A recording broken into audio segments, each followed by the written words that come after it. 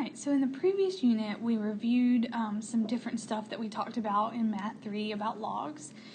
Today we're going to do properties of logarithms. So this should be new information, unless you've taken a college math and maybe didn't pass it and that's why you're in here, then this might be not new information. But it's pretty easy. It's just properties. We're going to talk about a product property, a quotient property, then a power property. It's not too bad. There's not a lot of math going on. It's just some rules to follow.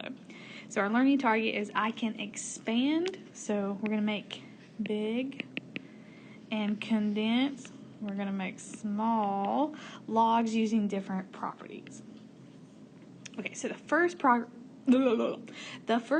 we're going to talk about is called the product property. So notice how you are taking the log base b of m and n and they're being multiplied. So if you ever wanted to break those apart, you could do that by writing both of them separately. So log base b m plus log base b n. So here's what I want you to notice. Multiplication and addition go together when you're talking about logs. Okay, so this is when we would actually use them. We're going to look at three different, these are kind of jumbled together, sorry, on my screen. We're going to look at three different examples. So notice it says condense into a single logarithm. So what that means is when I get done, I want the word log to only be written one time. So notice that we are adding, so that means in order to condense them, we're going to multiply.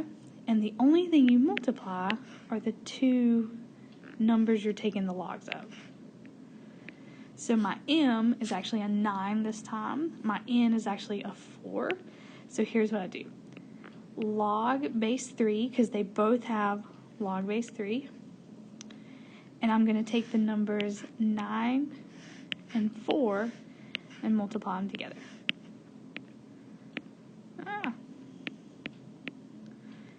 Alright, so my final answer is going to be log base 3. 9 times 4 is 36. That's how I condense into a single log. Okay, next one. I'm doing log of 6. Remember, it doesn't have a base, so it's an understood 10. You don't have to write that if you don't want to.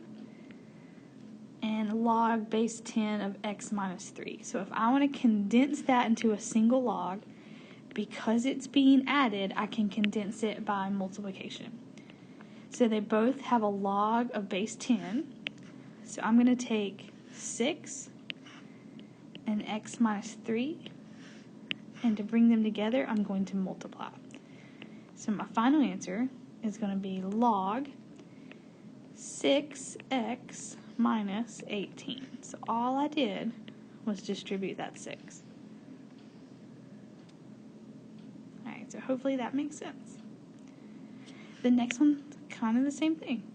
So I'm taking the natural log of 4x squared, the natural log of 3x to the third.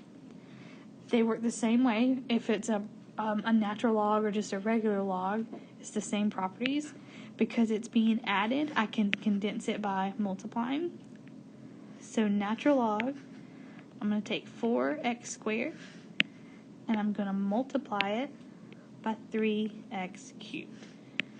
Alright, so remember, when you're multiplying, you're going to do the numbers together. So 4 times 3 is 12. And then an x squared times an x cubed. Remember, you just add the exponent, so it'll be x to the 5th. So that's how you condense into a single log. Alright, so I'm going to erase this just so it's not too... But I'll just leave it, whatever, we good. Okay, so this time we're going to expand, which means we're going to break it apart. Now for the first one, you can expand it in several different ways. We just need two numbers that multiply to give us 72. because if we have condensed it, that means we've already multiplied two things. So if you just think of two numbers that multiply to give you 72, I'm going to say 8 and 9. And then you would put log in front of them because you have a log right here. And then you always expand multiplication by doing addition. Alright, if you wanted to use the numbers like 2 and 36, that also works because those numbers multiply to give you 72. So really, these are kind of just kind of up to you. Alright, the next one, same thing again. If you're just looking at numbers, you're just trying to think of two things that multiply to give you 9/10. So I'm going to say 3/5 and 3/2. And then because there was a natural log in front of them, I'm going to put a natural log in front of these two. And then I would use a plus sign because you expand multiplication by adding. Alright. So the last one, I'm trying to think of two things that multiply to give me x squared minus 4. So this is when factoring comes back in. So x minus 2, x plus 2. Because remember, in order to factor, we'll talk about this in a later unit, you have to think of two numbers that multiply to give you -4, add to give you 0. If that freaks you out because you don't remember that, just take a deep breath, write down the notes, we'll go over it later. Alright, so notice this one has a log base 5, so I need to put log base 5 in front of each of these. And I need to put an addition sign just to show that I expanded. Okay, so if we want to condense addition, we're going to bring it together by multiplication. If we want to expand multiplication, we break it apart by addition. Okay, so now let's look at the quotient property. So very similar to that last one, there's two things being divided, m and n. If I wanted to break up those two things or expand them, they would both be the log base b. M is on top, so it goes first, minus log base b. N is on the bottom, so it goes second. Okay, so in this first problem, multiplication and addition went together. When you do the quotient property, division and subtraction go together. Okay.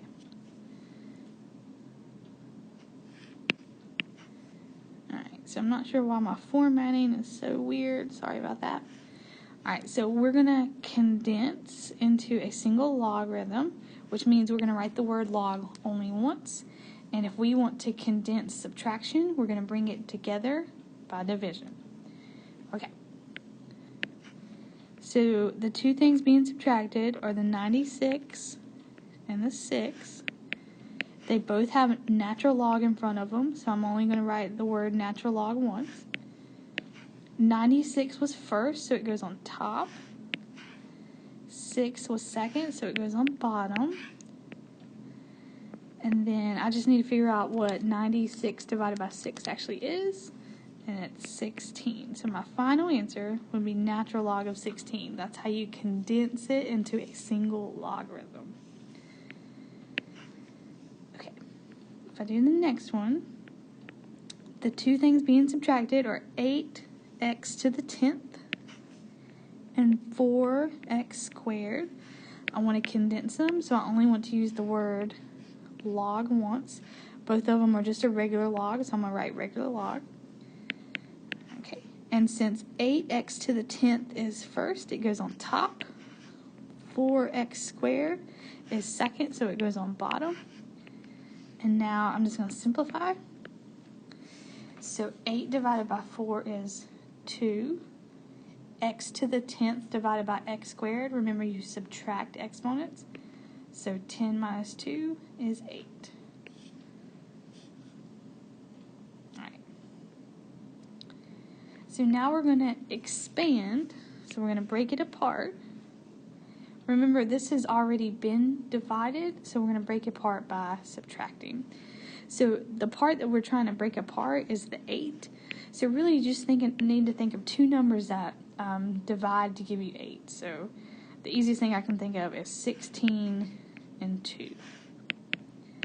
And because it has a log base 3, I'm going to write log base 3 in front of both of these. And because I have expanded, I'm going to use the subtraction sign. You could have done something like log base 3, I don't know, 32 minus log base 3, 4. Because 32 divided by 4 is 8. I mean, really just two numbers that when you divide them, they give you 8. It's going to work. Alright, well, let's do the power property. Okay, so there's going to be a base of an exponent, and there's going to be a power. And if you want to expand that, this is how you write it. So the exponent is going to go in front.